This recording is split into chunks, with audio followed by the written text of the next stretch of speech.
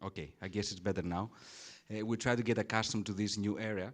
So my name is Vasilios Rizos. I'm head of Sustainable Resources and Circular Economy at SEPS, and I would like to welcome you to this event. I will be the moderator, at least, of the first part. Now, this is actually the first SEPS hybrid event for 2022, and certainly my first event with this setup, so I'm trying to get accustomed to this new environment.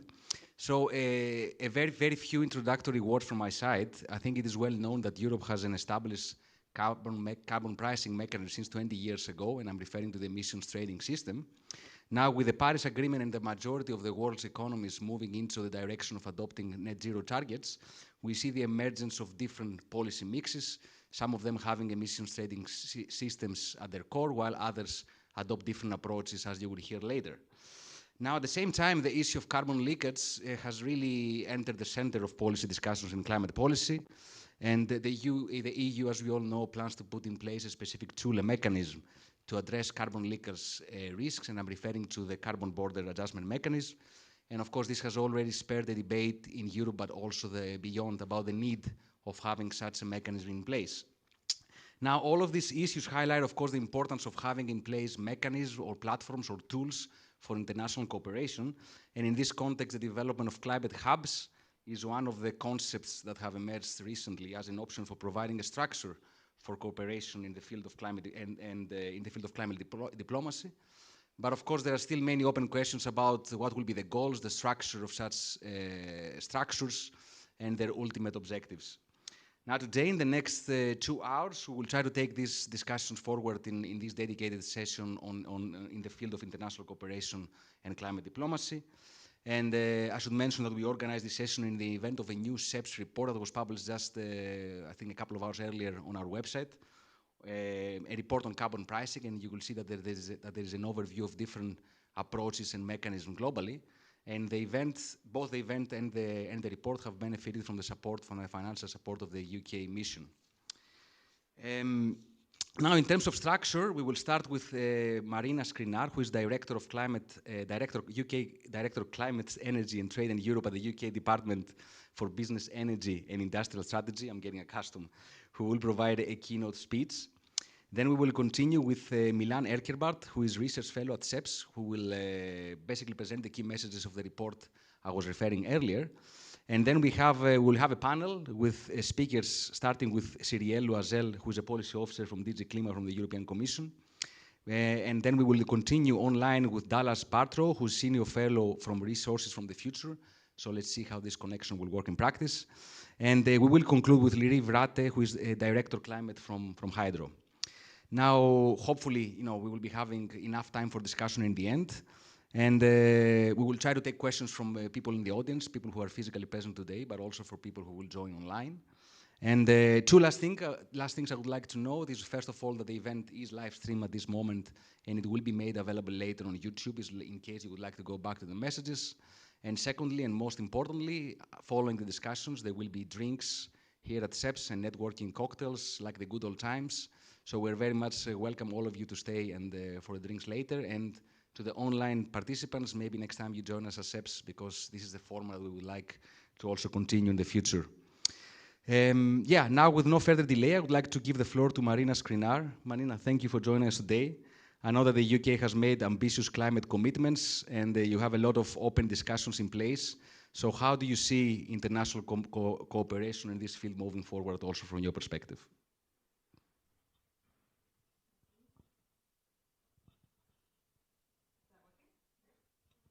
Is that working? Is that better? Yeah. Okay. Well, this is also my first event like this, hybrid. So I hope it goes well. And do let me know if you can't hear me or if any tech problems as we go. My name is Marina Skrinar, and I am a director at the UK Department looking at energy, business, and industrial strategy.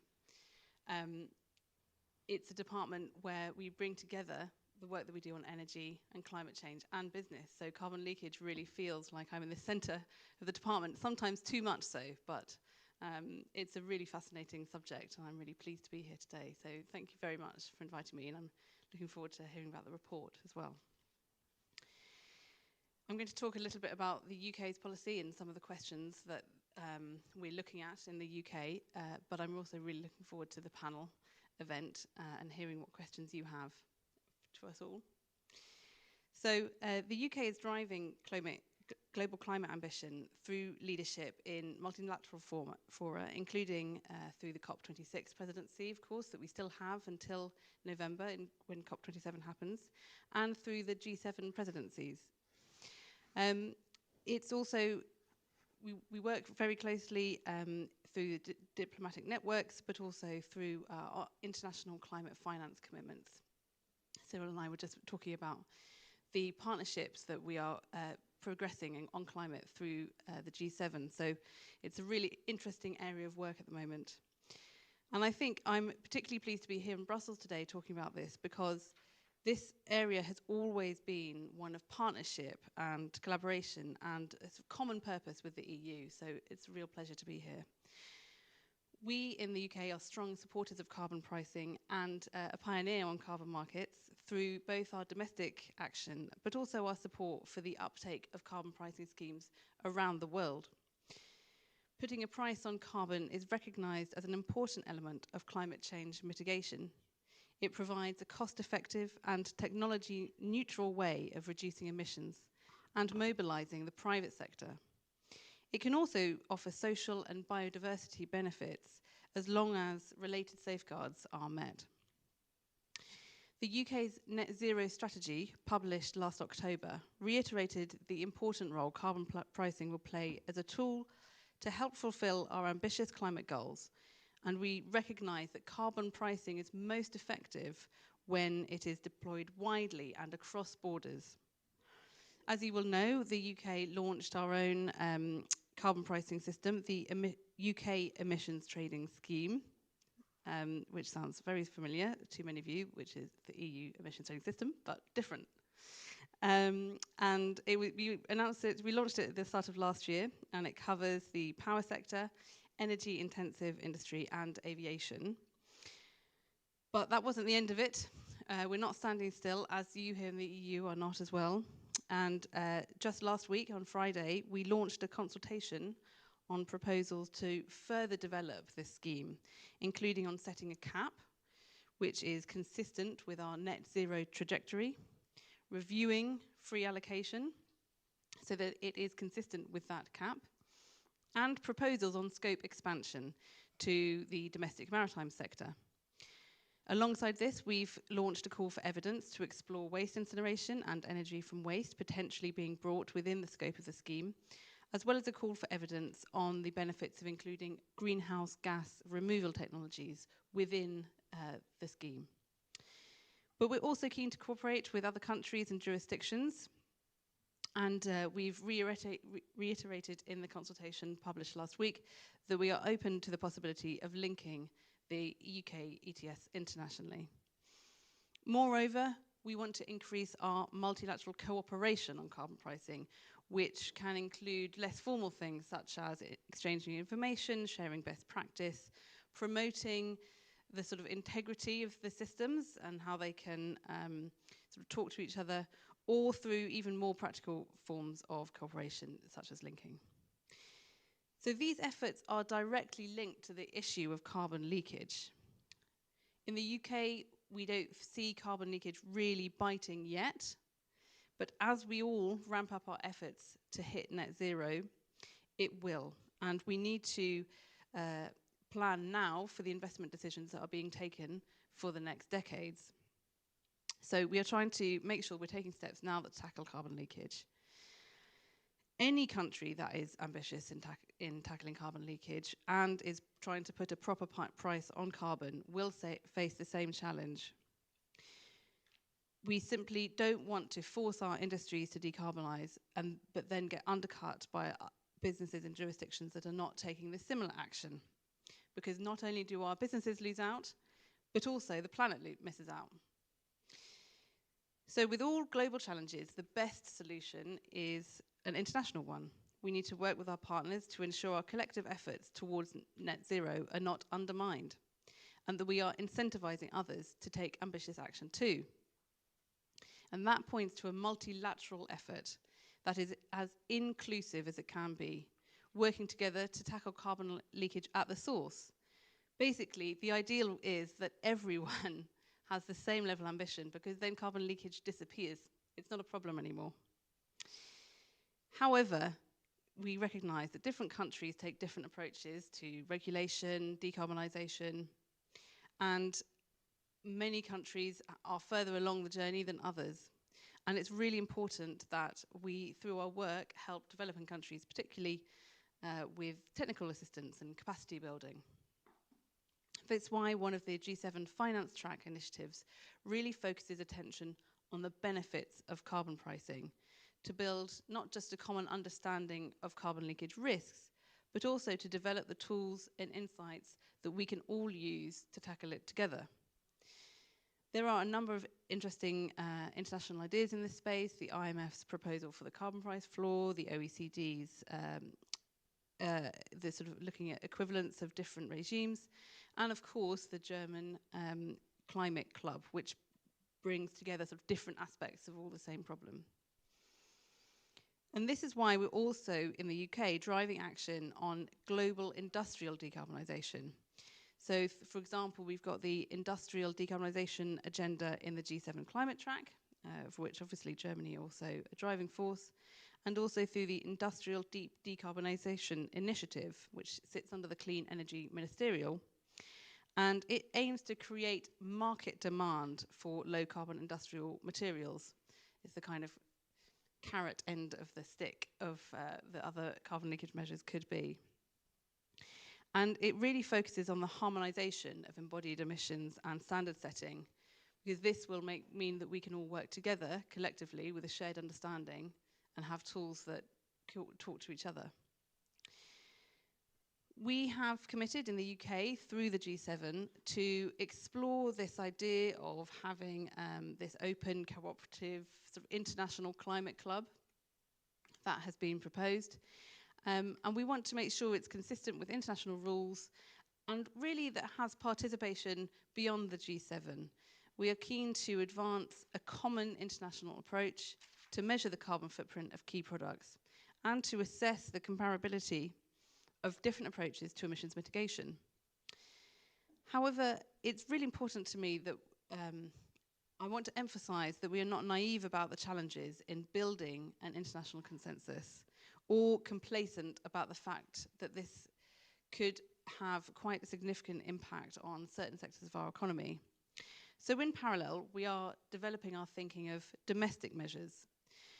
While domestic measures taken unilaterally are not our preference, if we can't find a multilateral approach, they may be necessary. So we are thinking about different measures we could take, and climate clubs are certainly one option to address this issue. But there are a number of other considerations which you have covered in your report, such as how a climate club could link to a carbon border adjustment mechanism, how to ensure that the climate club is ambitious and inclusive, and indeed whether it should be called a club at all and not an alliance. But I think that might be quite a UK point of view where we see clubs as very exclusive. But I think that I'm sure an alliance or club, whatever it is, as long as the content is right, the words can come second. So that's all from me, and I just want to say thank you so much for inviting me. I'm really delighted to be here. Looking forward to hearing from Milan about the report and then to the panel event. So thank you very much. Thank you, Marina. No, you raised quite a lot of interesting points, and we have many questions that we would like to take forward later. Maybe I would like to quickly ask, you know, obviously we have as you saw in the report, there are different carbon pricing mechanisms around the globe at the moment, and as you mentioned, of course, Europe is in the process of preparing its own carbon border adjustment mechanism. I understand this is in discussions or somehow discussed in the UK as well. I mean, do you see a risk of having let's say, having a 10-year outlook of having a fragmented international landscape of climate policy frameworks? And in that regard, do you think that climate clubs is really the answer for this, or perhaps we need other forms of international cooperation as well? Yeah. Thank you. So I absolutely do see the risk of many different fragmented measures happening around the world, and I don't think that's really going to help anybody. That said, I can also understand that if everyone waits for the perfect, maybe nothing will happen. So that's why I think the work that's happening through the G7, and obviously as presidents last year, I would say the UK started it, but I'm sure many other people did. The work that the G7 is doing on trying to get the conversation going is really important, because up till quite recently, there was just no discussion of any of these measures.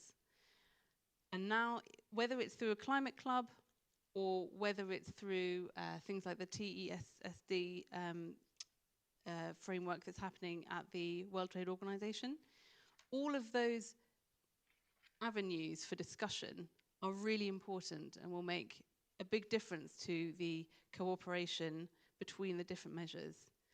Basically, it's ideally we have to have an international solution. But if waiting for that means that we either don't decarbonize quick enough or we destroy industries on the way, then that's not going to be a solution. So we have to be sort of quite pragmatic. I do also just quickly want to emphasize the work that's happening under the finance track on measuring embodied emissions is really crucial to this, because unless we have a common language to talk to each other about the emissions embodied within our products, then we will never have measures that we'll be able to talk to each other in the future. So I think that's a really important and sort of no regrets work that we are starting with now. And obviously the more politically difficult things about exactly what measure each domestic jurisdiction goes down later is a bit more difficult, but we'll get there, I think. Thanks. Thank you very much, Marina. Yeah, before moving forward, I was wondering if there is any immediate question for clarification. Of course, there will be plenty of discussion, time for discussion later, but if there's any question for Marina from the audience, we can take it now. Just a quick one. Hello, I'm Carlo Brenner from Italia, Intesa Sanpaolo, which is an Italian bank. Just make sure that the online participants can hear. This is a very stupid question. You were mentioning before a partnership that you created with during your presidency of the G7, if I'm not mistaken. Is it the ICAP?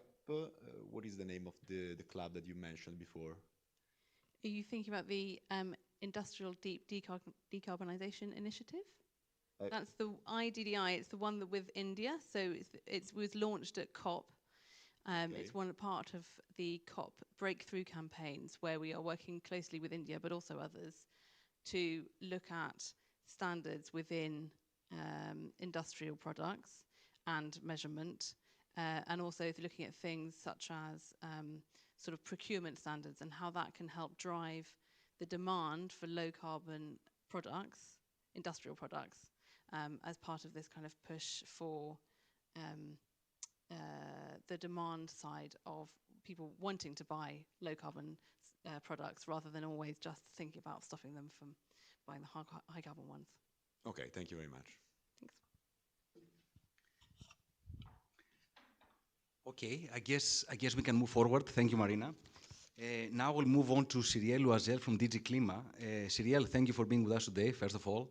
You already heard the perspective from Marina on international cooperation and a lot of interesting points. So we look forward for your take from the DG Klima point of view. Okay, yes, indeed. We have Milan Elkerbert, yes, okay. We turn this around. So first we have Milan Elkerbert, who will present from SEP's side the main findings of our report. So Milan, the floor is yours. Obviously, I didn't try to skip you. Okay. This works now? Yeah, okay. Could I also see the slides in a bit? Yeah, to start off, thanks very much for the introduction, Vasilios. And it's also a great pleasure to join speakers from the UK. I've been working for the last 7 years on EU climate policy, and the ETS is the dominant component of that. And there was a time not too long ago when, well, EU climate policy was quite heavily criticized. We had a carbon price of, at some point, even €2.70 for a few days.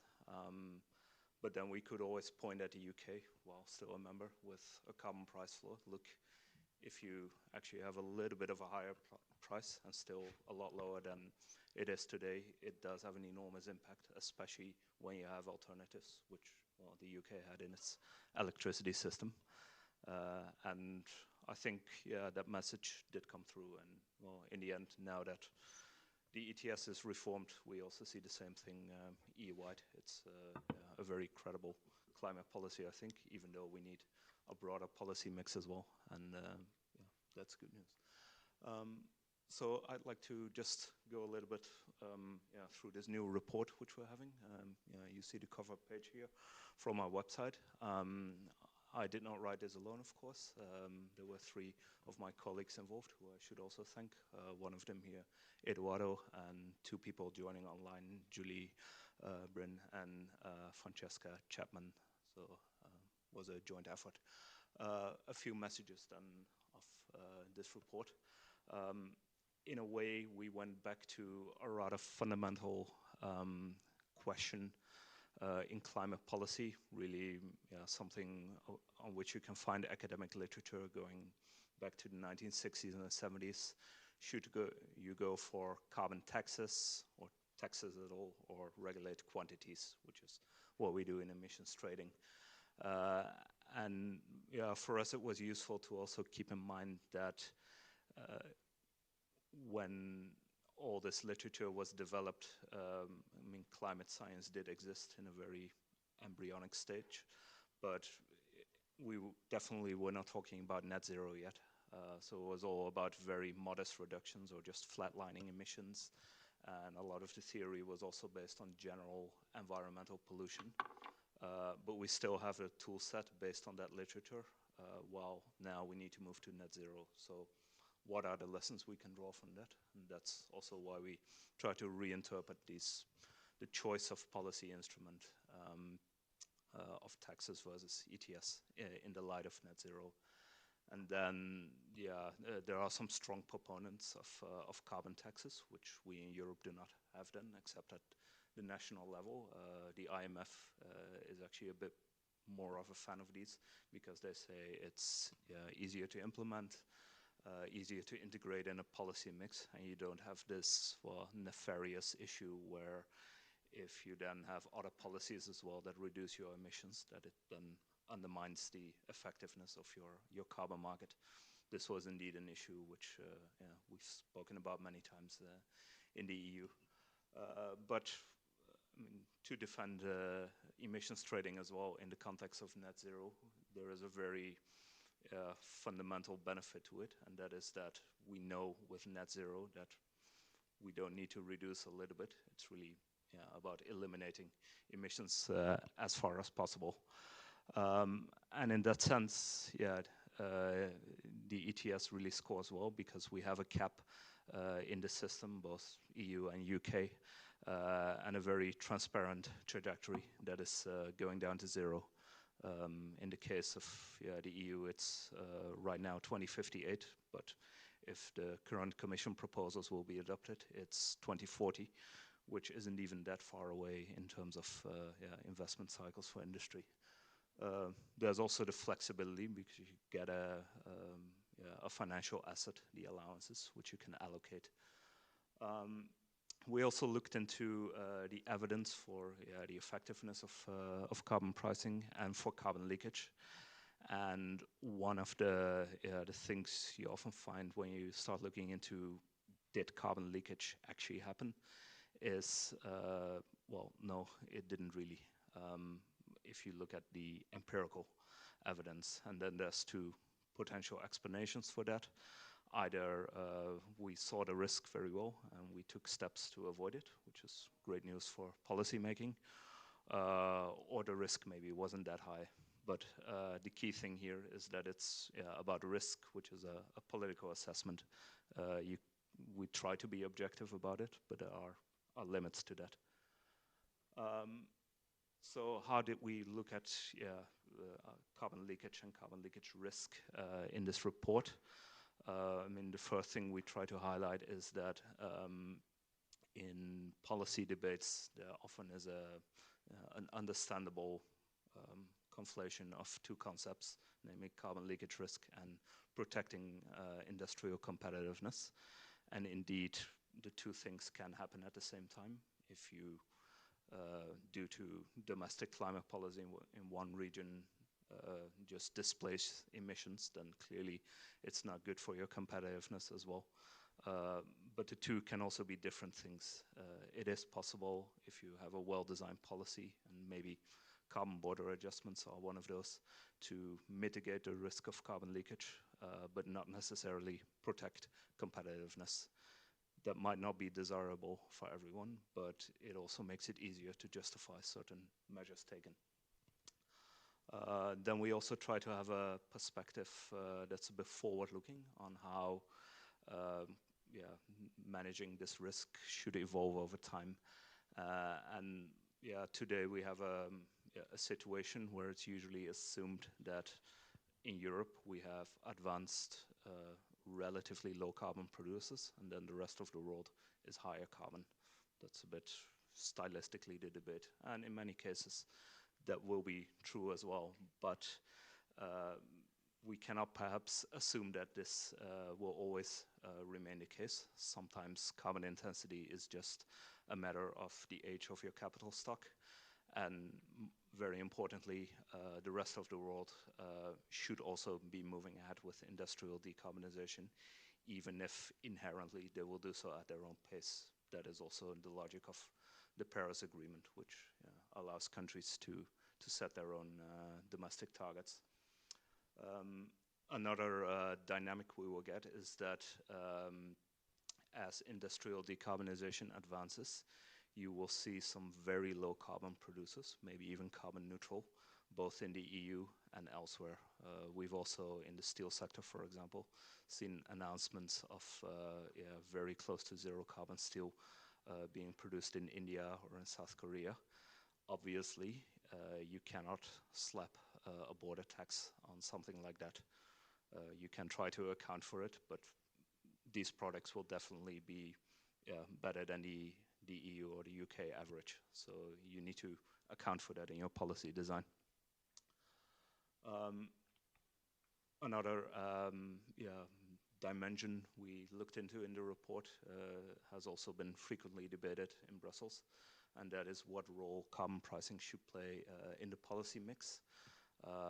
One of the ways in which we try to frame it is incentives versus disincentives. And I think where carbon pricing has really shown its worth, its value, is by being very powerful on the disincentive side. If you have coal and gas and you make the coal much more expensive due to the carbon price, then it will just really be a very strong incentive to phase that out. And we've seen that in many countries now. But it is not exactly the same thing as getting renewables into the market. We might need a broader policy mix for that.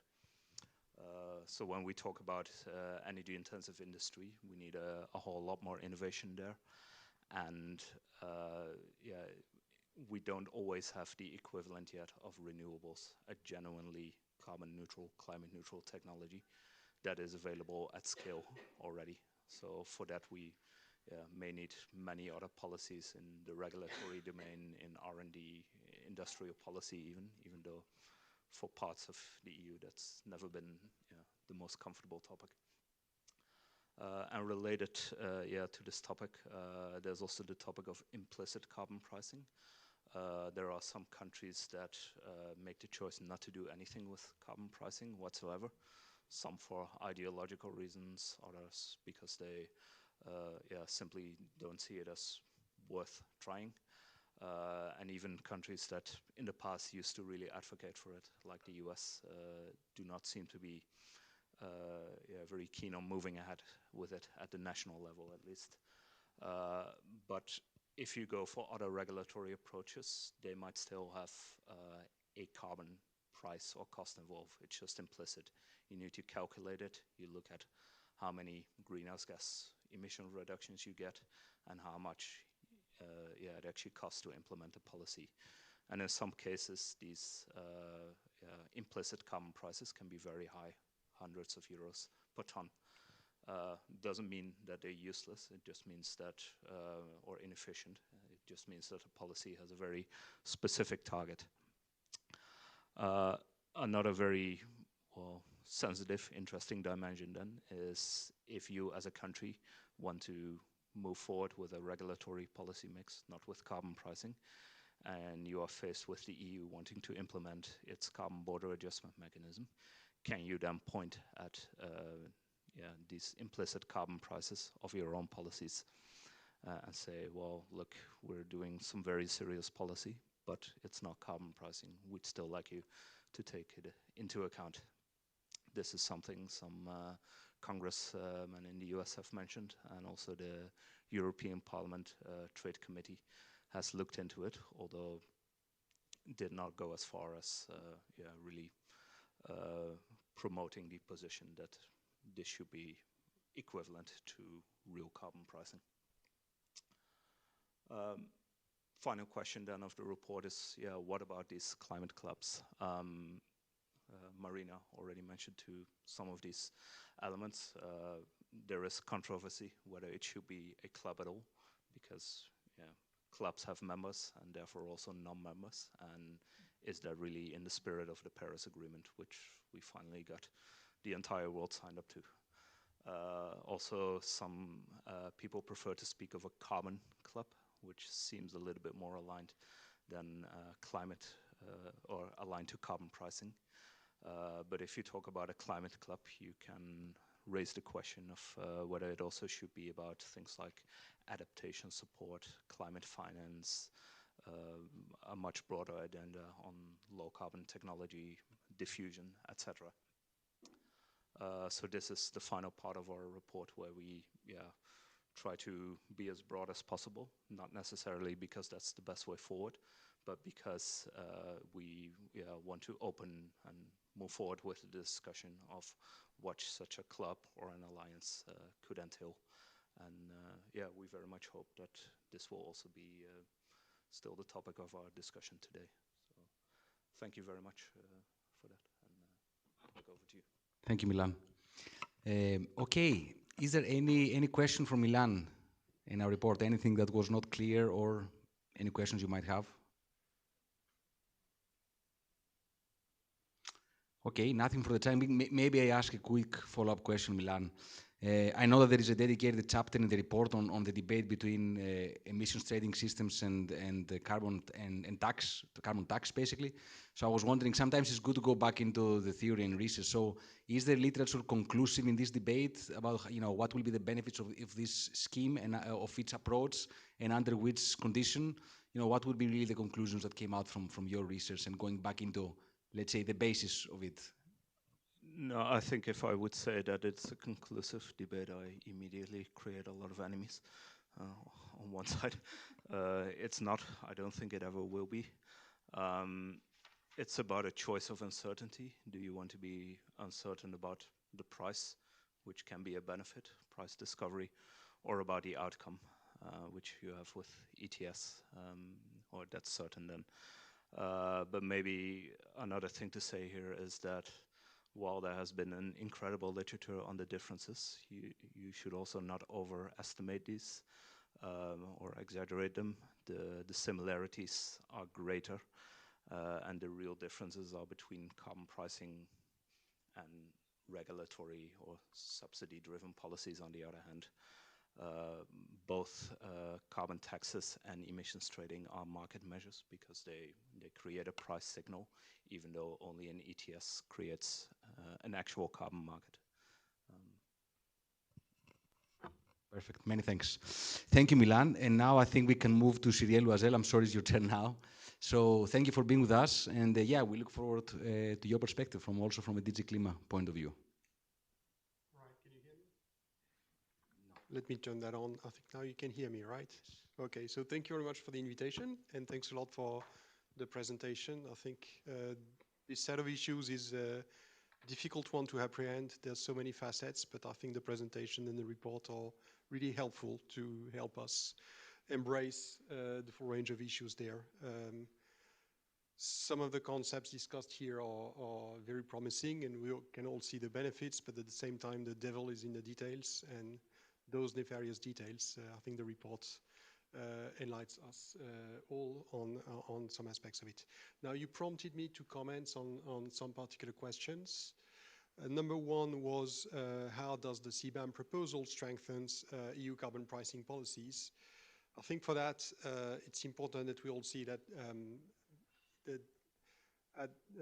Cbam complements a range of policies around carbon pricing, and as part of the European Green Deal, the Fit for 55 policy package that is currently being deliberated by co-legislators in the EU, it strengthened carbon pricing in many ways. Number one, the overall cap on the ETS would decrease more rapidly. Number two, the ETS is expanded to new sectors. Number three, importantly, there's a change to the way we address leakage under the Commission proposals. Before, as I think this audience knows very well, we used to have, we have a free allocation up to certain benchmarks, best technology benchmarks for the heavy industries that are exposed to international trade, and they're also very carbon intensive. And this approach is meant to phase out while a new Cbam mechanism is phased in. And this new approach allows for taking into account the new technologies, the new developments into near zero emission ways of producing various materials. And it provides for more comprehensive price signals along supply chains as well. And then there's some elements about fossil fuel subsidy reforms as a result of the EU climate law as well. Fossil fuel subsidy reforms is an important aspect of carbon pricing that we should not forget. And then there's many things around the use of resources derived from the emission trading system, a strengthened modernization fund, strengthened innovation fund that should help clean technologies break through on the market, and also the proposed new social climate fund. I think now is not a good time to get into the details and so on, but there's a comprehensive program to strengthen carbon pricing, and it's important that we see the overall consistency and coherence of that approach. It's difficult to peel off one aspect of that without creating trouble in other areas of policies or undermining the overall climate objectives that are set in new climate law. Now, it's obviously a sovereign choice of other countries not to pursue carbon pricing policies. At the same time, I think we have strong evidence from expert organizations, including SEPs, that carbon price is in fact a cost-efficient way of reducing emissions and effective in a way that it achieves results. We have decoupled economic growth from emissions over the last generation, and we will neutralize emissions over the next generation thanks to these instruments. You prompted me to comment also on the link between Cbam and climate diplomacy operations. Through the European Green Deal communication, already in December 2019, we highlighted that we would engage in international green alliances and green partnerships. And effectively, we had some. I could quote, for example, the EU-Japan Green Alliance that was established at the EU-Japan Summit last year. That comes with certain benchmarks. An alliance required the partner country to be with us on aiming at net zero emissions by 2050, for example, and having consistent NDC. So that work is going on bilaterally. We have various formats of climate policy dialogue with most major economies. Many of them were developed in the last few years. And then, obviously, Cbam ideas have attracted the attention of audiences overseas. We got people attention. Quite often, people arguing in favor of strong climate policies in those foreign countries, they are the one who kind of draw attention to that and say, see, unless we do something, so the economic pragmatism or economic conservativeness argument against strong climate policies doesn't hold so much because there's that threat of foreign measures that could threaten our markets unless we do something serious about climate. So we've seen that it has had a positive effect on consideration of climate policy issues in certain circles in various countries around the world already now. And we engage in bilateral dialogue with the administration of relevant countries to meet their expectations that we would explain how things would work and so on.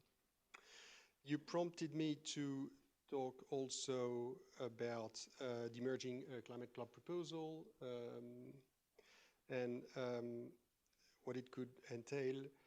I think as the German ideas have developed over the last few months, you really need to see the three pillars of the proposal now.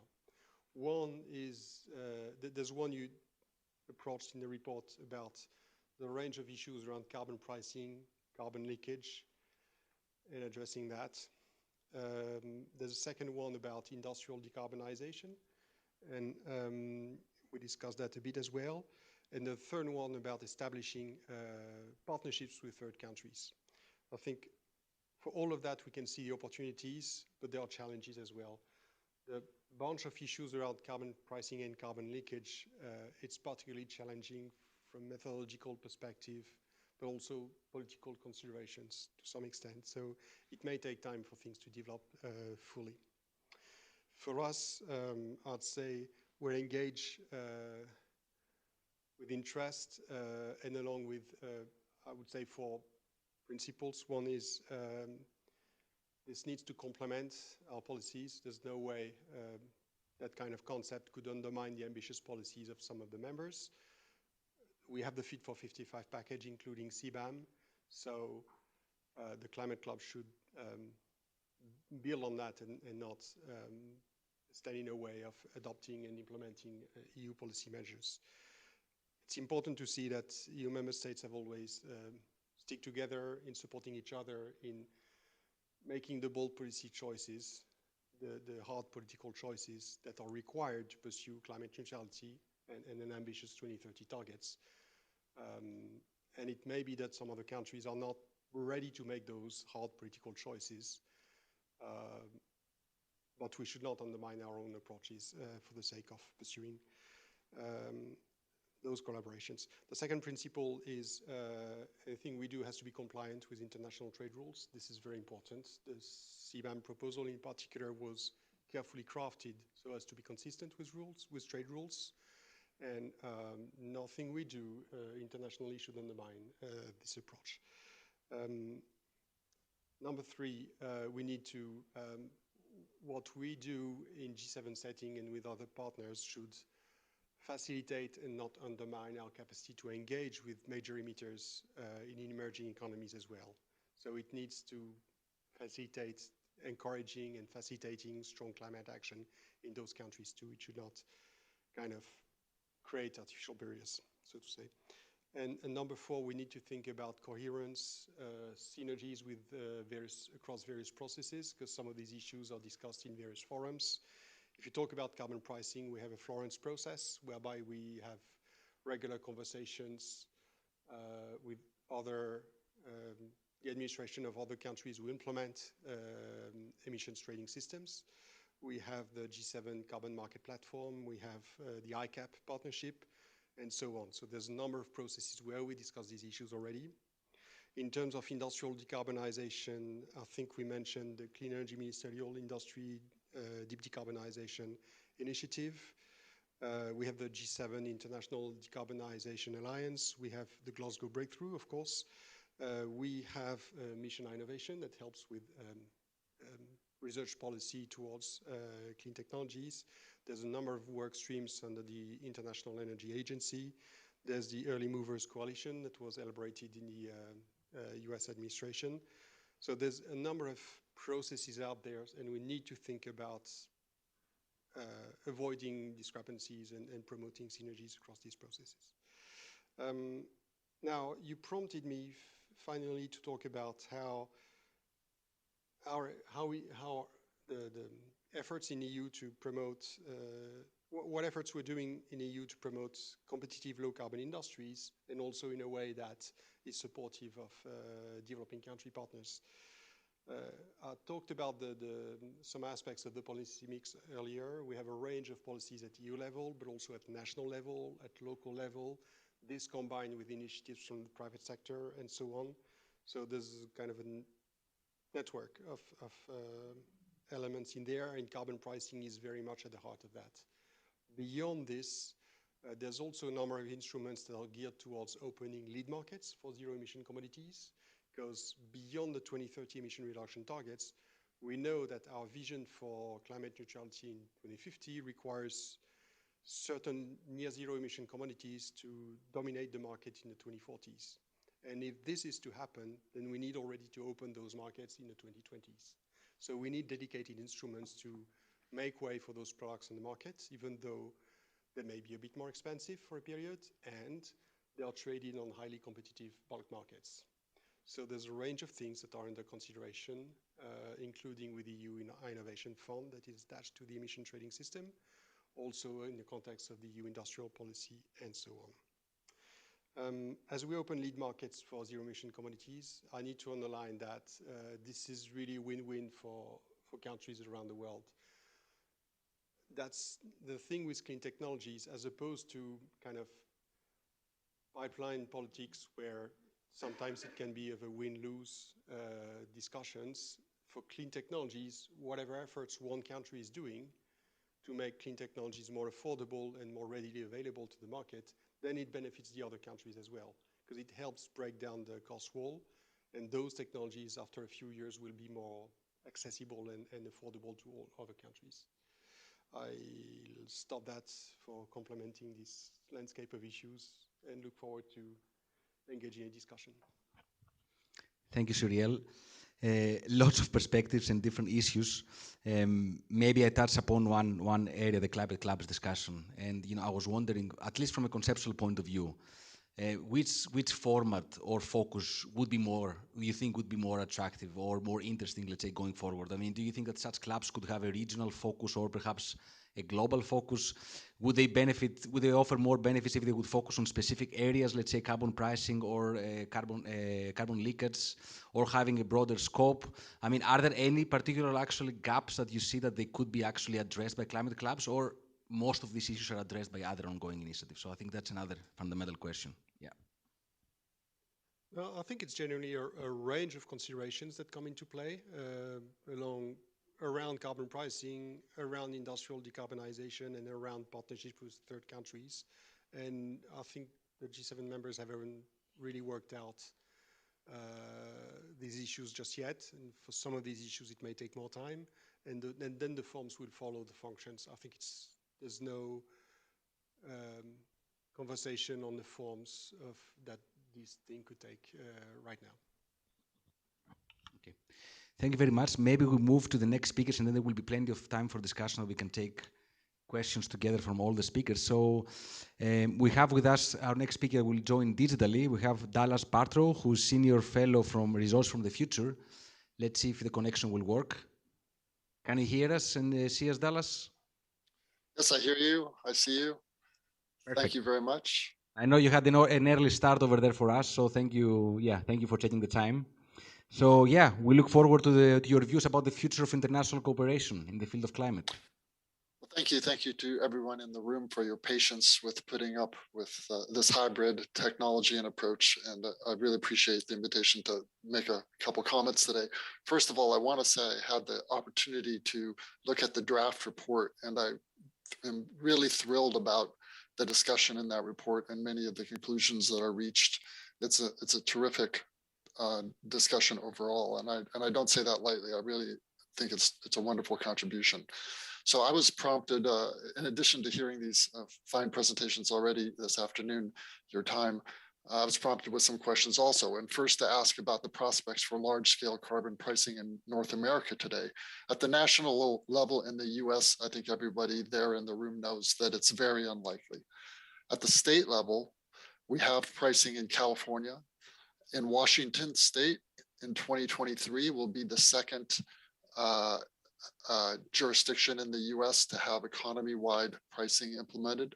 And along with Canada, only the third jurisdiction in the world to do so.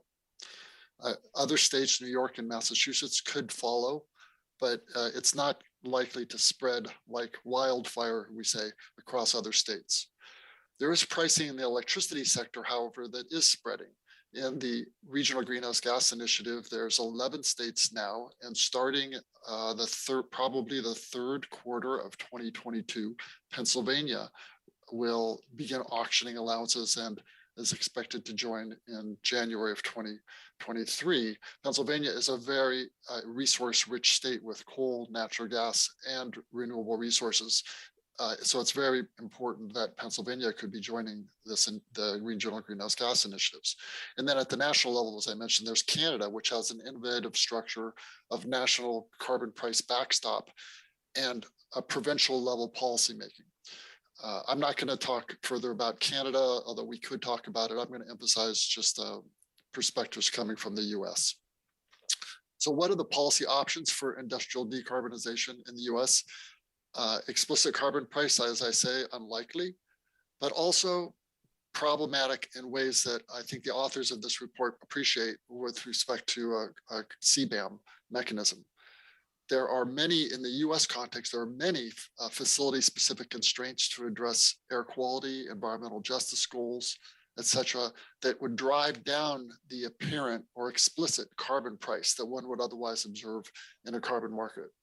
And then there is free allocation, as has been for the industrial sector in the EU, is in place in California, and this existence of these production incentives increase the carbon price above marginal costs. So putting your finger on exactly what is the marginal cost reflected in the carbon price is problematic. I know that the EU has discussed phasing out free allocation to be replaced with the Cbam, which would clarify this, but it's still unclear how imported goods from a jurisdiction with carbon pricing and with free allocation would be treated with the Cbam mechanism, because there's an implicit subsidy through the production incentive associated with free allocation. And free allocation has a variety of benchmarks for different products. And so it's not one size fits all, even when thinking about what is the implicit subsidy associated with free allocation. What about an implicit carbon price? Well, this has been discussed a bit in the US. It's something I've been interested in for a long time. It's conceptually, it's sort of straightforward conceptually, but very challenging to implement. The shadow price from regulations has been proposed under the so-called Coons-Peters proposal, looking at the Clean Air Act. How to measure this? We had historically the mandated reporting of pollution abatement costs and expenditures, but that hasn't been implemented as a survey in the industrial sector for over a decade. So that information isn't readily available anymore. Some have pointed to alternative compliance payments or social cost of carbon as kind of metrics that might stand in for some way of knowing what the implicit carbon price is. It's pretty confusing exactly as to how that would be implemented.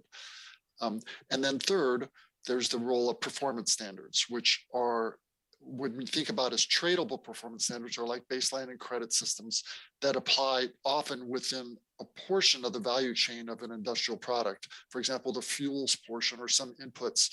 And this is the main policy option in the US and a realistic one going forward. And it can go quite far towards decarbonization. The third question I had was, how do I think policymakers should deal with implicit carbon prices, carbon costs when designing policies such as Cbam, and should implicit carbon costs play a role in climate policy at all? So I'm going to go back to California, which is a jurisdiction I understand pretty well with respect to their policy design.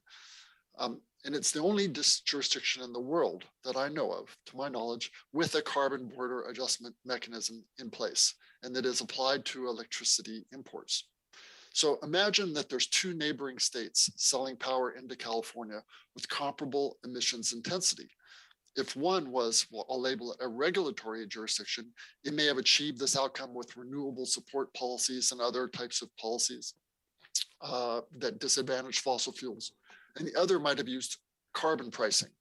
Should it make a difference when pricing emissions at the California border, whether that power is coming from the regulatory jurisdiction or from the carbon pricing jurisdiction?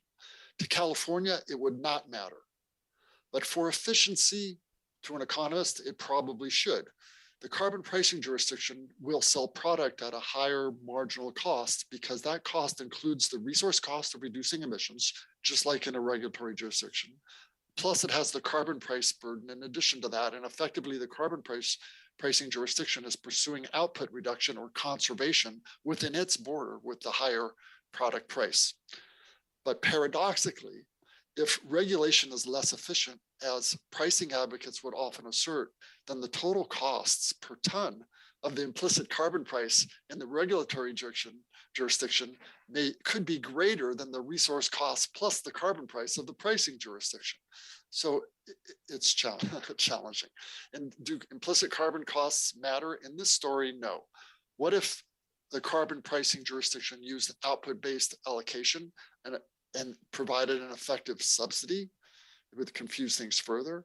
And should carbon subsidies matter? In principle, they should. In practice, as I've already described, it's very difficult to imagine how to implement that. Moreover, it is likely that pricing applies to direct emissions, but not embedded emissions. So in California, there are other policies. Of course, California has carbon pricing in place, but the majority of the emission reductions that are being achieved in California are through other regulatory measures. And the carbon pricing, I often say carbon pricing is the complementary policy to other regulatory measures. And one of those is a tradable performance standard called the low carbon fuel cycle. It's designed to require a reduction in the emissions intensity of transportation fuels through use of biofuels, through the introduction of electricity, etc. It serves as another model because it provides a life cycle assessment rather than just looking at the direct carbon emissions from at the production of the final product. The low carbon fuel standard is looking at the life cycle of emissions associated with bringing transportation fuels to the product market. And California is advancing legislation, just to linger on California for a minute, it's advancing legislation to require US companies to annually report greenhouse gases from their entire supply chain. So they are sort of operating in both domains, putting the informational basis in place that might allow a more comprehensive Cbam type mechanism to be implemented. And there's a similar movement between California and at the federal level to require disclosure of climate-related risks, which could raise the cost of capital for certain firms. And so perhaps disclosure should be considered as an implicit carbon price. These policies are all commingled with motivations for air quality, economic development, energy security, production incentives for renewable energy, environmental justice, and they affect the explicit carbon price that one would observe because of their interaction with companion policies.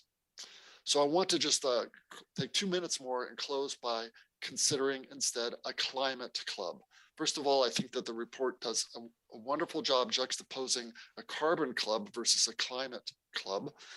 And my view is that the Cbam mechanism cannot be the only possible entrance price for a climate club. And a climate club is the most important idea that we're discussing today. There are now, and just to close with examples from California, for example, there's an executive order, just as there is similar to the EU and in China, that would require all new passenger vehicles to be zero electric vehicles by 2035. The governor has just proposed to spend an additional $6 billion additional on electric vehicle charging as part of a $38 billion climate budget on climate-related expenditures over the next few years. It has a $200 per ton cost for a portion of the value chain in the low carbon fuel standard, which I mentioned earlier. So it's entirely plausible that California achieves its climate goals, that it could decarbonize major sectors on the back of a $25 carbon price or something like that, because it's not clear that California is moving further in the direction of carbon pricing. What they have studied recently is they're moving further towards direct regulatory intervention. So what would be the eligibility of California in a climate club if the Cbam was the only test for entry? Internationally, I think a harmonized Cbam is most likely to be realized as a ratification of a global consensus and as an enforcement mechanism to prevent backsliding. However, after what may have sounded like a lot of negative comments about Cbam, as Marina Skrinar said at the beginning, I strongly feel that the conversation in the EU remains very helpful to US policymaking. Advocates here want to argue for performance standards because that's the policy pathway that's open to us, and in order to drive innovation and drive investment. And I would argue that meaningful policy in this domain should provide an admission ticket to the climate club. And I believe this conversation about a climate club enables a broader negotiation general, whether it's around investments in developing countries or adaptation, et cetera, as Cyril stated earlier. It enables stronger policy alignment of interest in various jurisdictions. So I think from the US perspective, in closing, I think a tradable performance standard approach is the most likely pathway forward. Some in the US want to argue it offers a carbon advantage, and the conversation that's happening in the EU is enabling this conversation to happen in the US. Thank you. Dallas, thank you very much. We heard you well, and you raised quite a lot of issues that will spare discussion later. Maybe I can quickly follow up on the last point that you mentioned regarding Cbam. You mentioned that, first of all, the EU provides very interesting lessons to the US at the moment, and also that we can only have a harmonized Cbam only if this comes through a ratification, through a global agreement, basically. So we don't have this at the moment. So I was wondering, do you think that ultimately the EU is making a good choice, a good move with putting in place such a mechanism? I'm very hesitant to offer opinion about what's the best path forward for the EU. I actually find it fascinating and encouraging, and I wish the best of luck in implementing it. But I think it's very challenging. Maybe around some specific products is the place to get started. I think just doing that, just having this conversation and rolling it out over, I guess it's expected a 10-year time frame, will, as I say, cause many other conversations to follow. To my mind, it's a bit of a hammer, but we've been waiting for quite a bit of time for other jurisdictions, including the US, to act. So maybe having a hammer in hand is useful in order to drive innovation and other policy in other jurisdictions. Thank you, Dallas. And I guess you're staying for the discussion later, I understand. Yes. Okay, yes. Perfect. Now we can move to the last speaker in this panel. So we have with us Liv Rate, who is Director of Climate at Hydro. So Liv, thank you for being with us today. There was already quite a lot of points raised, and I know your company is very much monitoring this debate. So we look forward to your perspective about the future industrial decarbonization policy and how it should look like. Thank you. I think I will be standing. It's late in the afternoon, and it's 2 hours since lunch, so it's good for me to be standing up.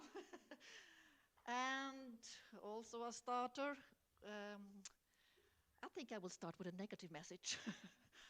And we hear today that the world is aiming to net zero and also 1.5 degrees, and the COP26 recognized that. Indeed, you did a very good job. And also the G20 countries also said we need, can you hear me? I think it's important to keep it very close. Very close. I will do my best. We also heard that the G20 countries also just before the COP also recognized that we need to go to 1.5 degree. Beyond 2 is not the issue anymore. These are many promises, many wishes, but it's only EU and UK that are placing action behind words. And in the EU, we have the climate law, which is our law or the law above all the other laws, and no other countries, apart from you, are following. But we also heard at the COP26, we have a carbon budget, and if we are emitting at present level, we are running out of carbon budget in 10 years' time. The Paris Agreement is a voluntary agreement, and that is a weakness, because we cannot reach a budget with a voluntary commitment agreement. So the voluntary action is a weak start on the history of, of the future that we going to show that we are going to fulfill the Paris Agreement. And we believe, Norsk Hydro believes that a climate law with clear target, but at the same time, when you have an uneven carbon-constrained world, you have to protect those industries being in the front. Being in the front with regards to reducing emissions, being in the front with regards to investing, testing new technologies, and implementing them. Because in EU, we are going to do it in all the sector at the same time, and we are going to do it much faster than the rest of the world. It requires a lot. So if the funding, if the system is not there to protect our industries, it will be a failure. And we are not against high prices. We are just against high CO2 prices in an uneven carbon-constrained world. And we believe that this uneven carbon-constrained world, unfortunately, will continue. I'm a very pessimistic starter here. I'm sorry for this, but this is a situation. And with regards to the ETS, we think the ETS has many advantages. It's a good market instrument for reaching a cap because we need caps. And the EU has also seen now that the effort sharing has not delivered. It has no caps for the sectors included, and it should also have it, as is the case for all sectors in the present ETS and those newcomers. So being in the front has a price and a cost consequences for the region and for the industries. And EU, we go along, and we only represent 8% of the global greenhouse gases. If we could create a carbon club together with friends in US and in China, China represents 30% of greenhouse gases and US 13%. It will be 51% of the world's greenhouse gases. But if in a such club, the EU cannot go down on its ambition with regards to 55%, then the others need to adjust to what's happening here, because that will be aligned with the Paris reaching the budget also going forward. But that will also mean that US and China needs to have the same ambition, need to include the same sectors, the same stringent benchmarks, not being so flexible with regards to credits coming in, having a high non-compliance fee if you don't comply, not having a cross-sector correction factor. If that is needed, you need to be aligned. Do we think the other will follow? No, they don't dare. They're not able to do it. They're not able to get this acceptance in their countries. So then, can EU afford being in the front? That is the big question. And we know that today, EU is importing more and more goods into its region. And I'm from the aluminium industry. And to give you some figures, the average footprint for a ton of aluminium produced in the world today is 16.7 ton CO2 per ton produced. Whereas if the tonnage is produced in EU, the tonnage CO2 aluminium bar is produced in EU, the emission is 6.7 ton per ton. Though we are reducing the capacity in Europe and we are importing more. And we have a weakness in our present system because we are not including our consumptions of CO2, which includes the imports. And that is a weakness going forward. So we need carbon pricing. We need it more than ever. And we also need different carbon pricing because not all CO2 or greenhouse gases can be under an ETS. But what we are seeing today is that now we're witnessing a lot of these COPs of the year. I've been positive sometimes. No, I'm not positive anymore, unfortunately. So how to change this? Well, carbon pricing and the ETS system is the way to reach the cap that the worlds need to reach to be able to deliver. And the club must then contend with the countries or regions that have this equal climate ambitions.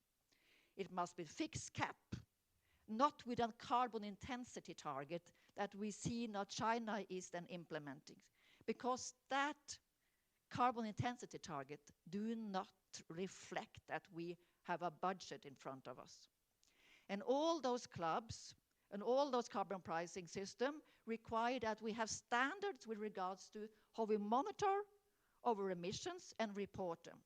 Because a ton emitted should be equal wherever in the world it is emitted.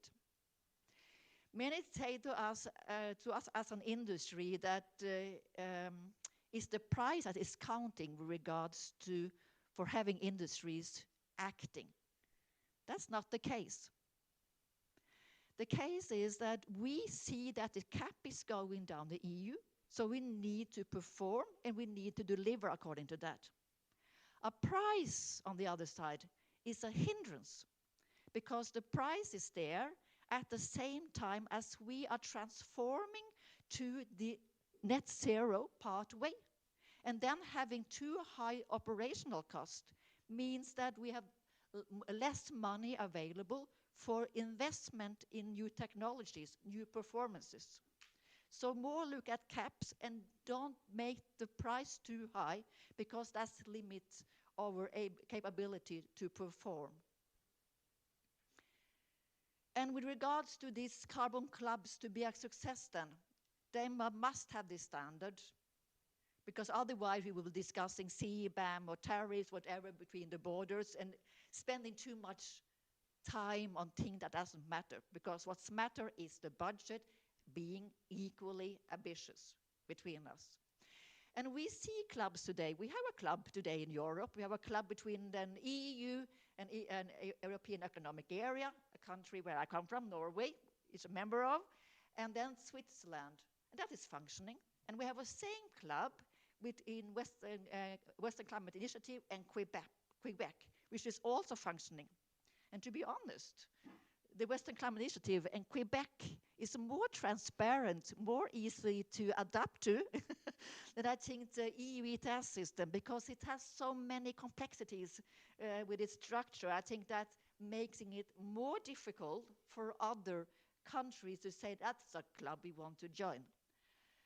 So, but we also have other carbon club, and that is the voluntary, like the one we see that Switzerland have between Switzerland and Colombia with regards to red credits. It has been a success. It has delivered.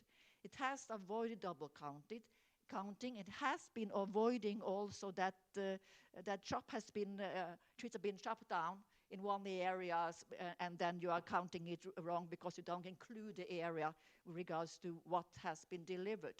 So I think that is also a voluntary club that also could be standard for others to follow because we have to protect the rainforest.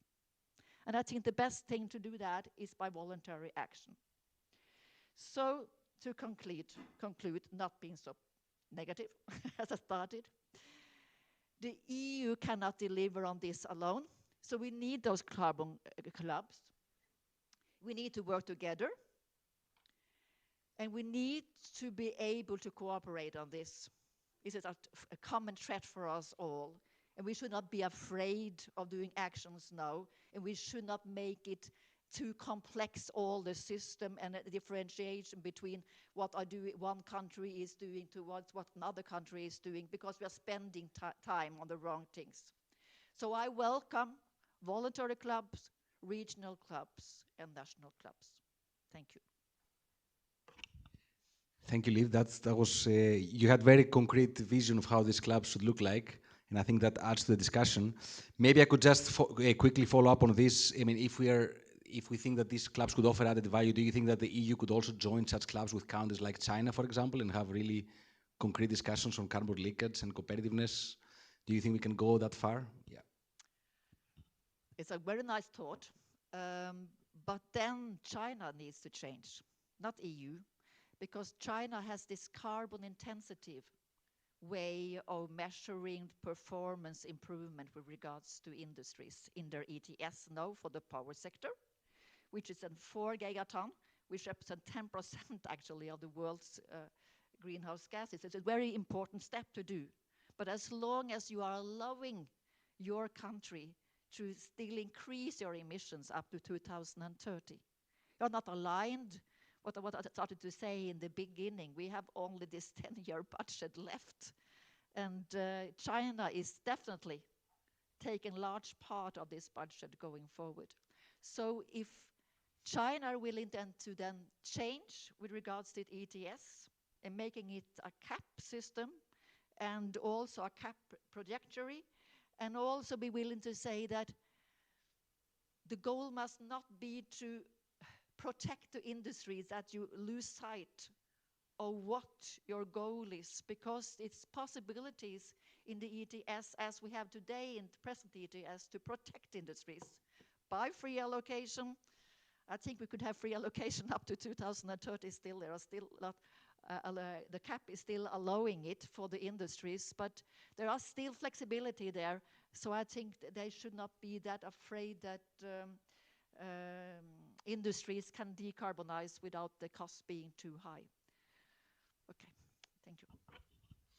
Thank you very much, Liv. And I think now it's the time for discussion, and I will pass the moderation duties to my colleague Milan, so we can switch places. So thank you for this first part.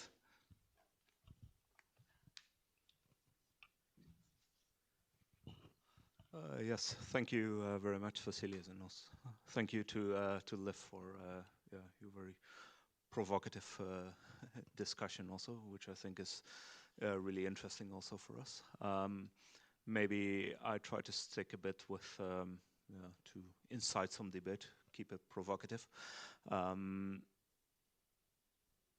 There is an alternative, perhaps, to both free allocation and Cbam, if we're so worried about the carbon intensity of other regions of the world. And that is simply that we say, like we do for many products, the standard in the EU is so many kilograms of CO2 per ton of product. If you don't make it, you will not be selling in the EU market of 500 million people. Good luck to you. Is that an option that we should pursue? Or are we risking something that is, that shouldn't be risked? I'll tell you what a Chinese delegation told me about that. If you put standard, we will do our best to avoid paying for that standard. In the case of aluminium, and in the case of China, then allowing credits in their system. We will allow then industries that are going to sell to Europe to use credits, low price credits, as compliance instrument. So when EU is comparing what is the price in China compared to what is the price in EU, they're comparing the wrong thing. That's one thing.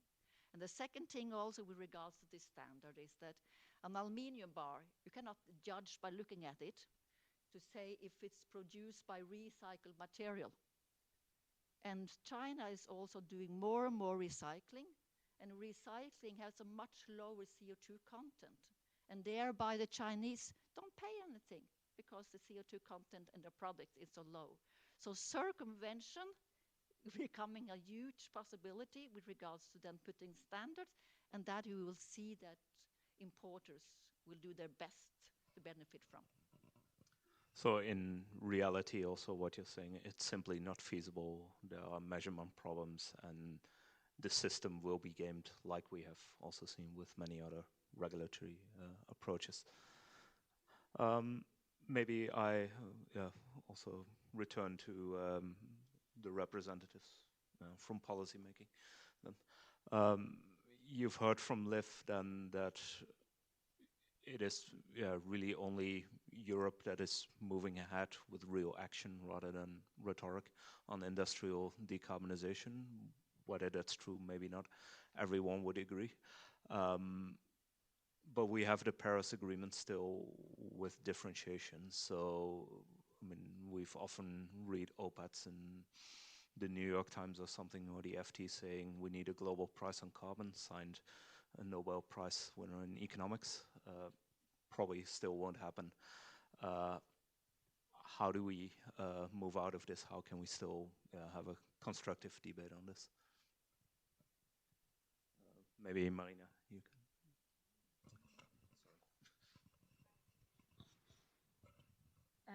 Thank you. I think this is incredibly interesting. I think I said it a bit earlier, but I still really think we are aiming too much to have the perfect answer from the beginning. And it is never going to be possible to have a wonderfully consistent and coherent global carbon price soon enough. Everyone isn't going to sign up to it. It's really important that we take the opportunities we have. And so things like the Carbon Border Adjustment Mechanism, which kind of brings up the base, as well as initiatives that encourage developing countries to decarbonize their industrial processes in a kind of more positive way than a negative way.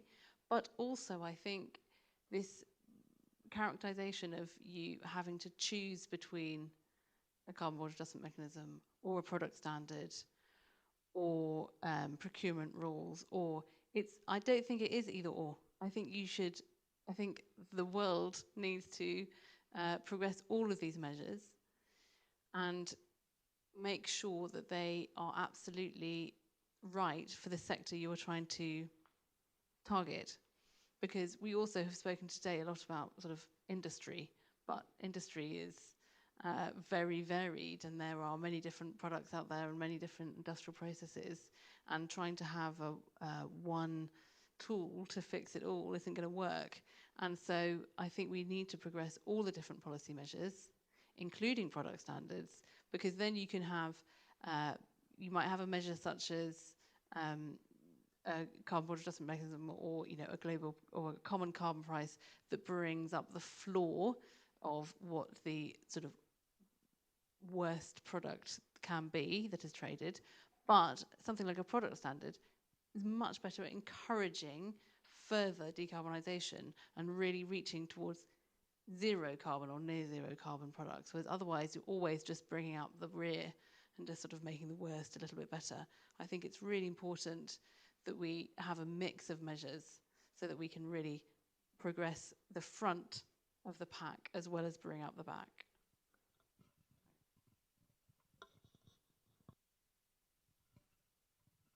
Thank you very much, Marina.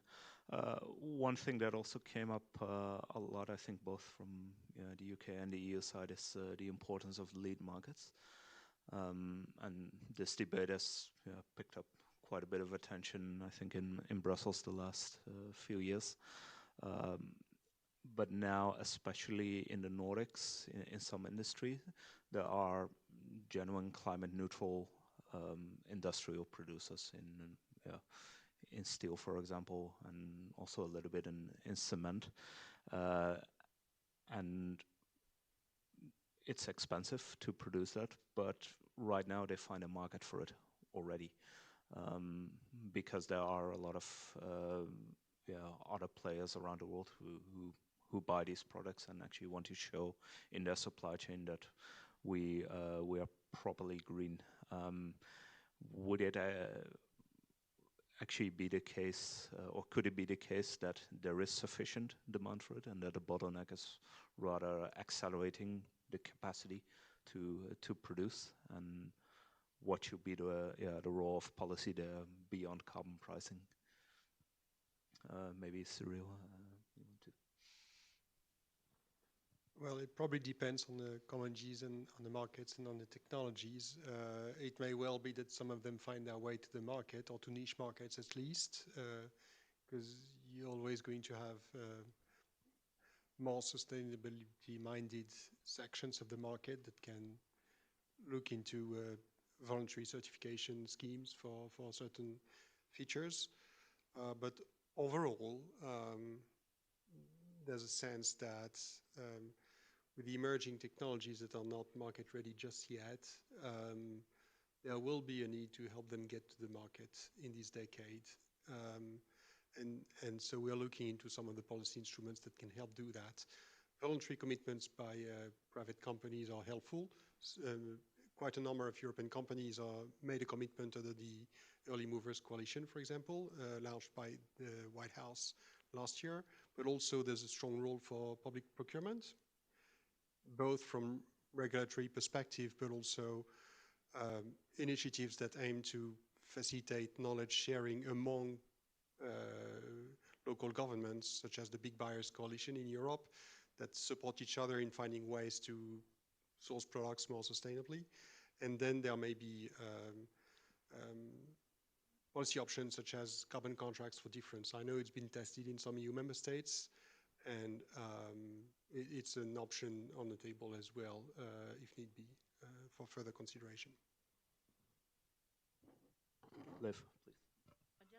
I just like to make a comment on that because you might recall what I said with regards to the CO2 footprint of aluminium bars produced in the world. It's 16.7 in average and EU 6.7, whereas Norsk Hydro, we are able to deliver at 4 ton per ton, and our target by 2030 is 2 ton per ton.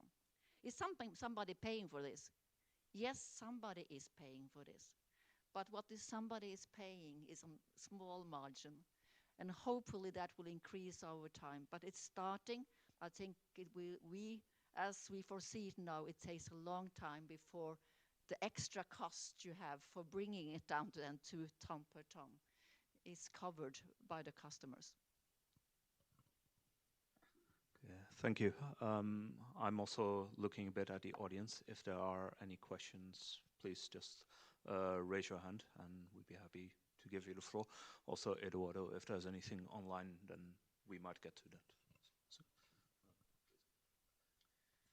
Thank you. I follow your example and I stand up after 2 hours after lunch. And so I actually take inspiration also from your comment, the last comment you made and the comment you made before also about the price increase. So we were experiencing already a very difficult situation before the war in Ukraine, and now the situation has gotten worse and worse. The Commission created this package, the Fit for 55 package, that is, its architecture is very much structured in a way that is interlinked. Every element is interlinked with the other.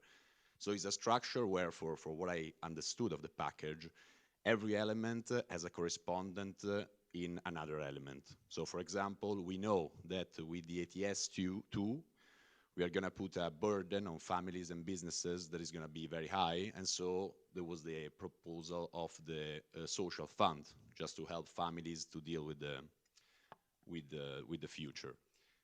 Now that the situation has changed with this war in Ukraine, now we have a legislative procedure that is very long. So, I mean, we had the proposal in July, then there is this discussion at the moment.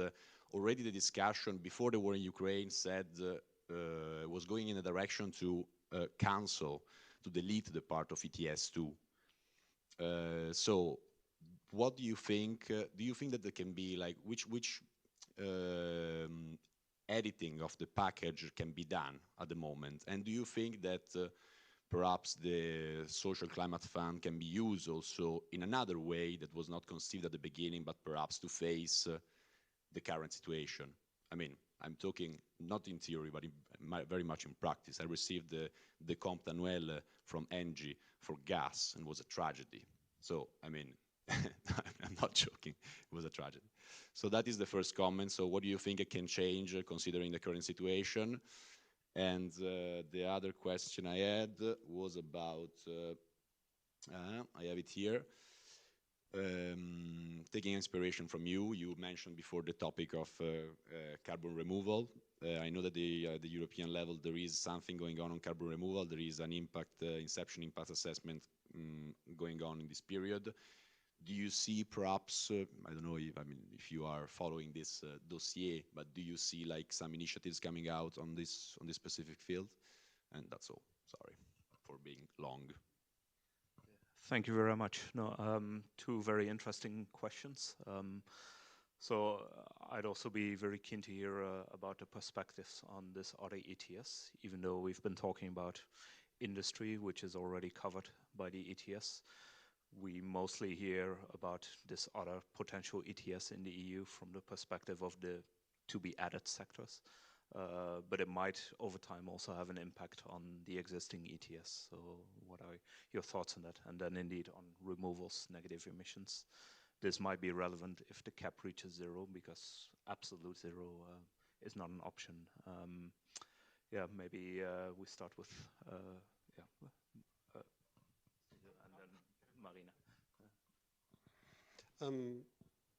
I think it would be wrong to look at the Fit for 55 package in the light of the tragic events and the Putin war in Ukraine, because this is meant to be implemented in a period beyond all of this.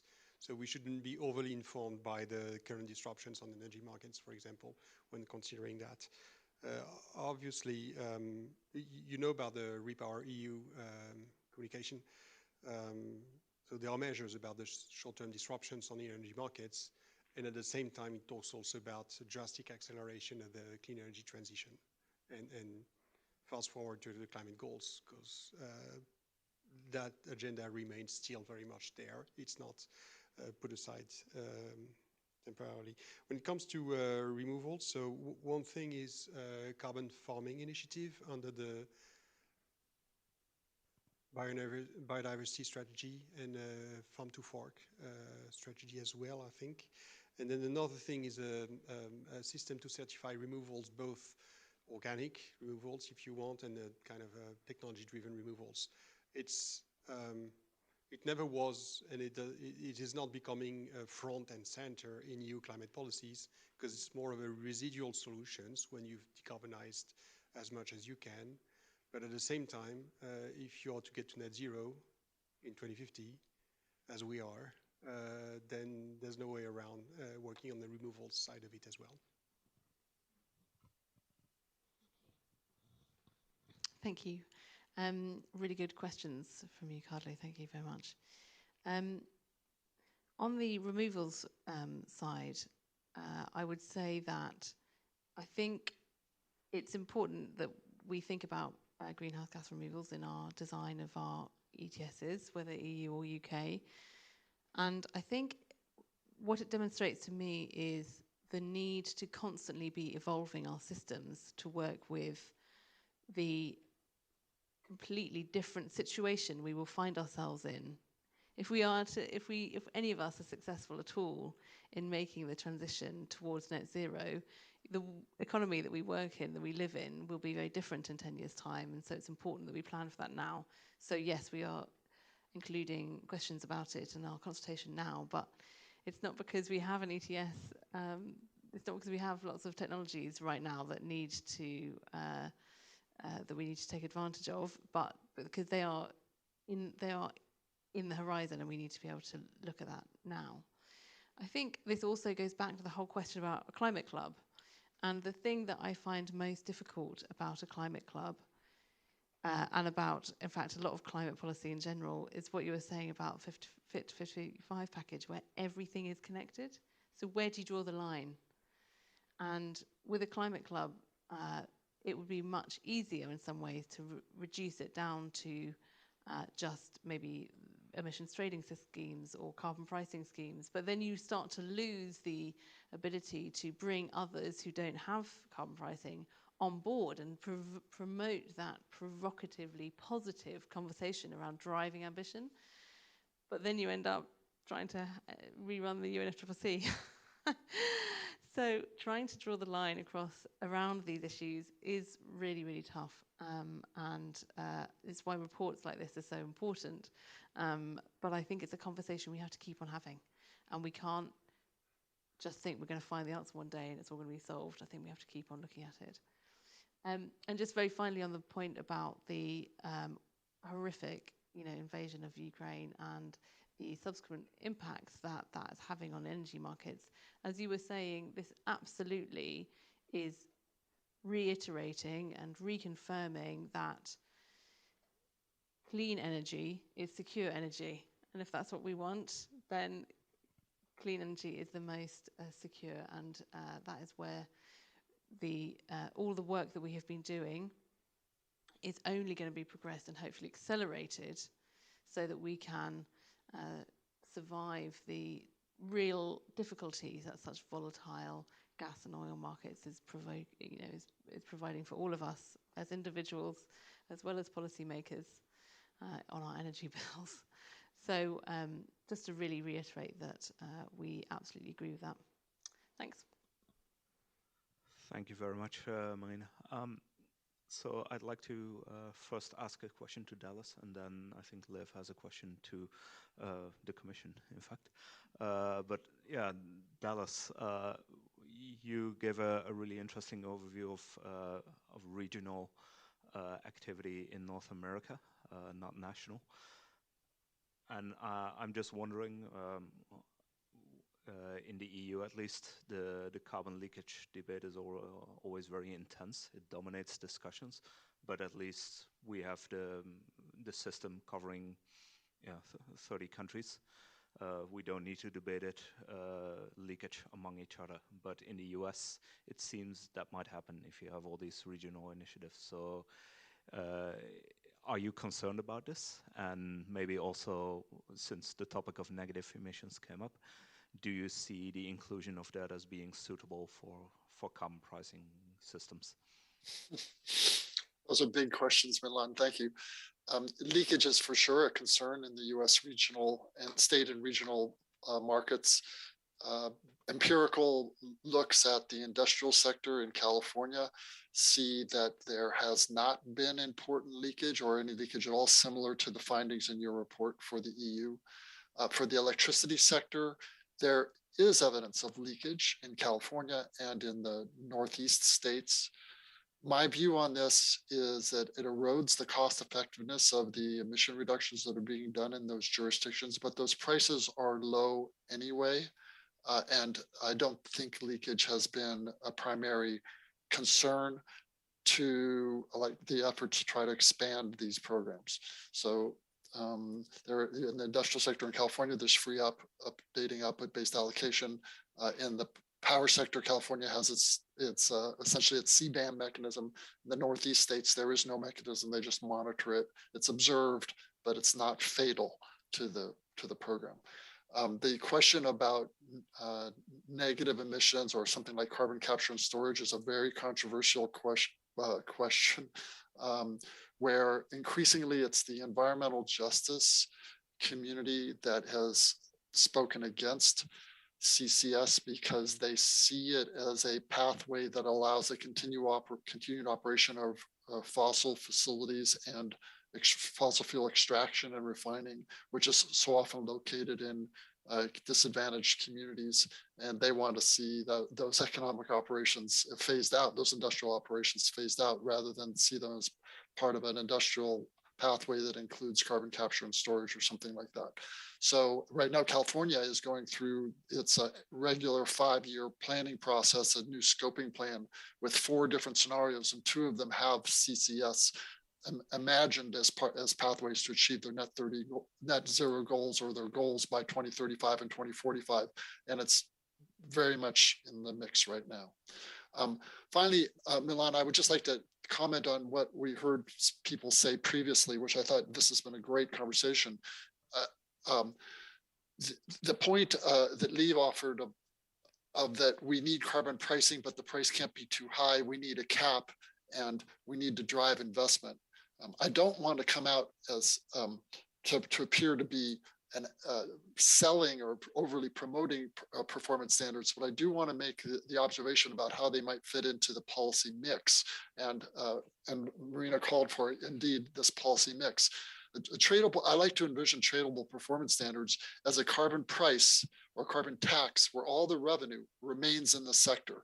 Essentially, it's 2 policies in one. It's a carbon price coupled with a production incentive, sort of like free output-based allocation, but it's specific within a sector. So the price can actually go very high without suffering a loss of product or a loss of leakage. So I think that the international negotiations might look further along these lines, as you suggested, Milan, of product standards. But the difficulty is that different countries are starting in very different places. So a way to approach that conversation is to imagine annual rates of progress from whatever starting point is. I mean, Norway has hydro, which is helpful, and China maybe less so, but the international view has to be an annual rate of progress to achieving net zero goals. And I think that could be the basis of negotiation, and commitment to that gains entry into the climate club and all the benefits that the climate club brings forward. Thanks, Dallas. So basically, you're also saying that we should not just look at absolute metrics, but also really look at how it's evolving more, the relative performance. Yes, I don't mean to lose sight of Liv's point that that we do have a cap goal in mind and an ultimate mass-based goal in mind, but the policy tools in order to achieve that should be a mix of tools. Thanks, Dallas. Liv, you also had a question. Yeah, a question to you. What you just said, Dallas, with regards to policy mix of tools, with regards to getting us to net zero, I would like to follow up on that with regards to removals. Norsk Hydro published in December last year that we will go to net zero at 2050 or before. That requires considerable investments. It also requires that for some of our installations, which today are performing at the lowest carbon footprint standard in the world, one of them was built and started operation 4 years ago, would be allowed to use CCS and DAX as soon as possible. Why soon as possible? Well, first you have to test it out, but if it tests out, it's possible to do it also with a low concentration of CO2 as we have in our off gases. And if the test is a success, we hope to implement it at that plant in the early 2030s. But that then is avoiding our emission that by doing mitigation very early, by giving ourselves a high cost before we need to do it. But that means, again, the recognition for such an action must be honored also from policies. Because today, in the CCS regulation, it says that if you do CCS, you don't need to surrender allowances. It doesn't say anything if you do CCS and DAX. Maybe just to clarify, DAX, direct air capture. Air capturing and storage, okay, sorry. And it is like that you are not able to capture all the off gases either. There will always be a residual that you need to do something with, okay? But this action doesn't disturb our main target, which is reducing emissions. But for those residuals, which also the Commission recognized in the publication Clean Planet for All, there are residuals, and that will also be residuals in the aluminium industry. And the sooner we have regulation recognizing that we can do these things, the better it will be. The more mitigation we will get. And remember what I said about the budget.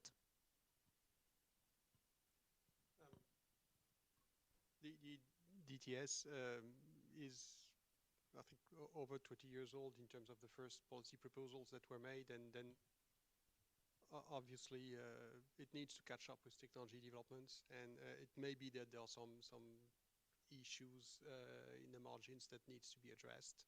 I think in the area of CCUS and other things, there will be questions for the future. People recognize that.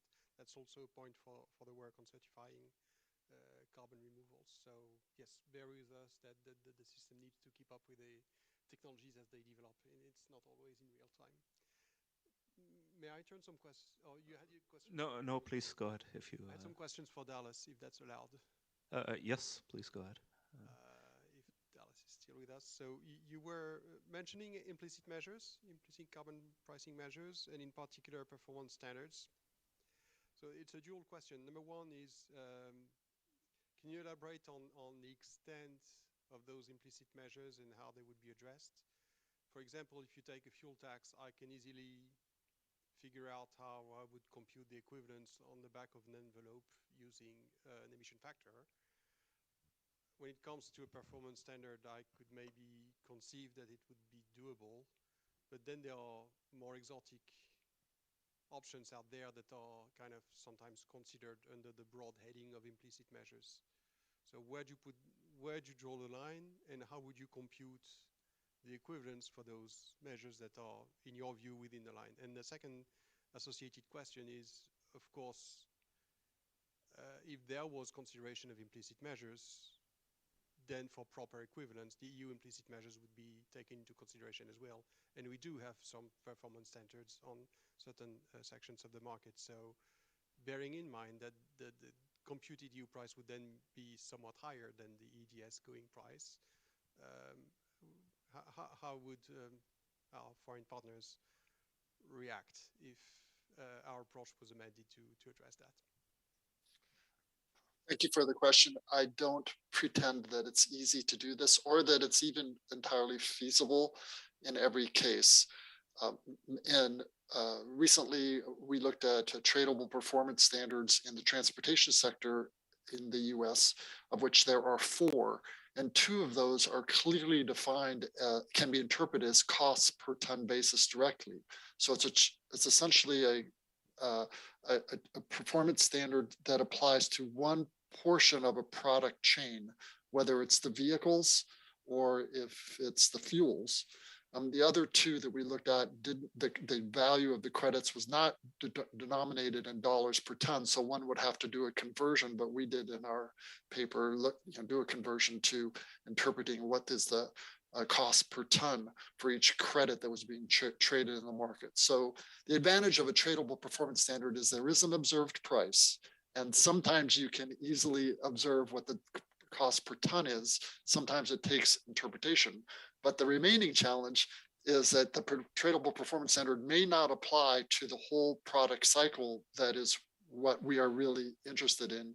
And for sure, it does not convey a price to the final consumer. So it suppresses that price a lot. So it remains, compared to say auctioning allowances in a tradable emission system, it's essentially a subsidy to consumption.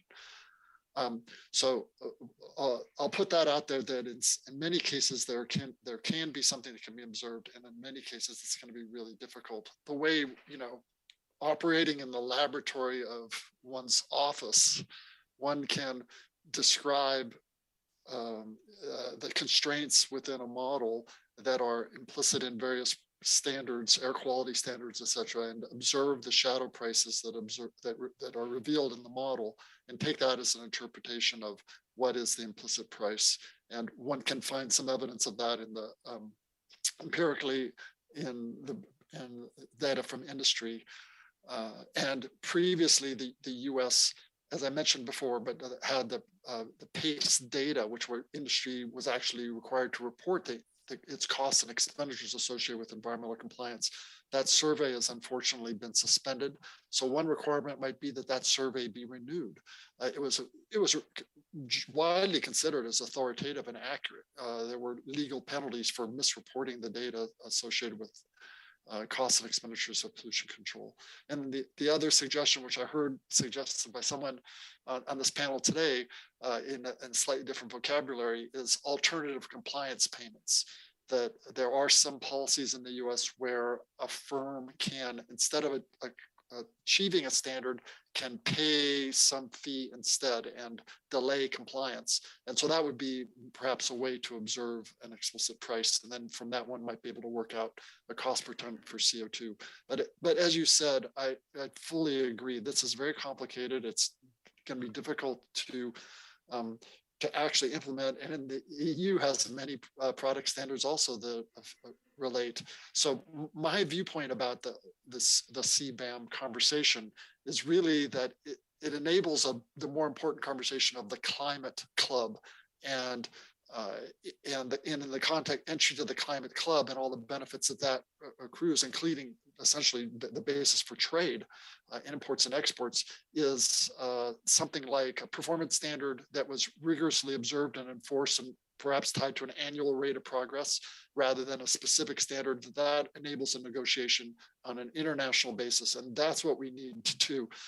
It enables policy development in the US. Thank you, Dallas. So we also might have some questions online. I'll just hand over to Eduardo now. If there's multiple ones, please just mention them. So we actually do have one question from the live chat, which regards climate clubs. What role or interaction do you envisage for climate clubs and project-based trading under Article 6.4, including the requirements for corresponding adjustments? Thank you. So Article 6 of Paris Agreement. Maybe Marina, you want to go first on that?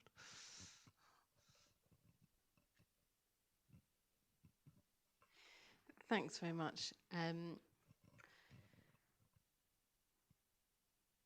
So I would say that November last year was pretty good for Article 6 after quite a lot of difficulty. And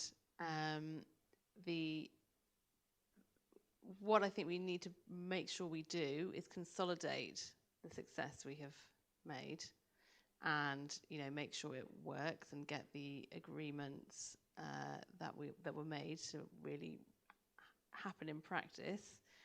I worry a little bit about tying it directly to an idea that still has a bit of a way to go to become firm, and that by some is seen as quite exclusive, because I think what we don't want to do is risk the successes we've made by putting too much on it. So where we can use Article 6 to consolidate where we are, make the most of capacity building and putting in those kind of that background, I think that's great, and really getting going with what we've got.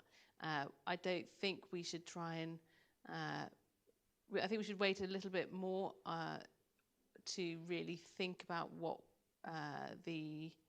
where this line that's very difficult to draw around climate clubs is, before we then try and bring it in too much into that difficult space. Thanks. Thank you, Marina. Yes, so in a way, the EU could be said to have a hangover from the existence of international credits, but it also was really positive in Glasgow about Article 6. So how do you see this in the future? Yeah, indeed, it was a good agreement in the end, at last. So we discussed the Climate Club. We could discuss Article 6, and indeed, there's a number of countries that are looking seriously into that and are engaging into implementation of Article 6, both EU member states and foreign partners. I'm not, but if the question is about the interaction between the Climate Club proposal and the implementation of Article 6, I don't think it meshes together. These are separate conversations. Thank you. Then, yeah, we're almost at 4 o'clock European time, but I would have one more question to Liv then. Your sector has been the subject of tariffs in the past, prominently implemented by President Trump. We recently, there was some agreement to get rid of them, and there was a reference to climate then, first with the EU, but now also the US has such an agreement with the UK. Is this a reason to cheer, or should we moderate our expectations? I think we should moderate somehow, but some other way perspective, it could be a possibility for us because it will be set standards, and we have standards already in place with regards to the carbon content and also other sustainable implication of the production of the product, which could be beneficial for Europe as we are moving ahead, but much faster than the others, so we can avoid this tariff also going forward.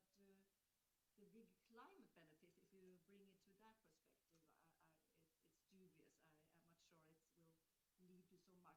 It's more getting an agreement with regards to avoidance of tariff and creating standards, so additional fees. Okay, so we shouldn't hold our breath, perhaps.